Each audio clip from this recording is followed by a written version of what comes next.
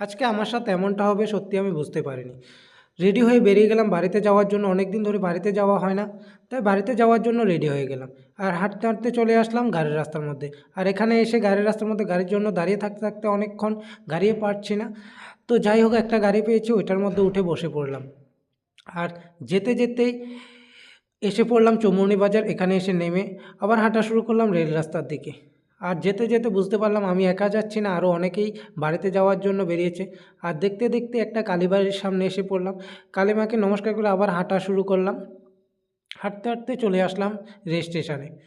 Rail স্টেশনে এসেই টিকিটটা কেটে নিলাম। কেটে নিয়ে সামনের দিকে যেতে দেখি অনেকগুলো ভাই ঝালমুড়ি, চিপস এগুলো বিক্রি করছে। আর আমি গিয়ে বসে পড়লাম একটা সাইডে। ট্রেন আসার জন্য ওয়েট করতে থাকলাম। ওয়েট করতে, করতে ট্রেনটাও এসে গেল।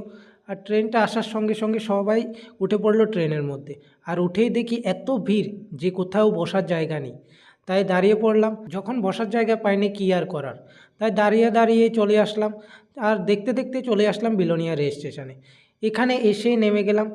আগে থেকে দাদাকে কল করে রেখেছি নিয়ে যাওয়ার জন্য। এসেই দেখি দাদা বাইক নিয়ে দাঁড়িয়ে আছে। নেমেই উঠে পড়লাম বাইকের মধ্যে। বাইকের মধ্যে ওঠার সঙ্গে, সঙ্গে বাইকটা চালানো শুরু করে দিল।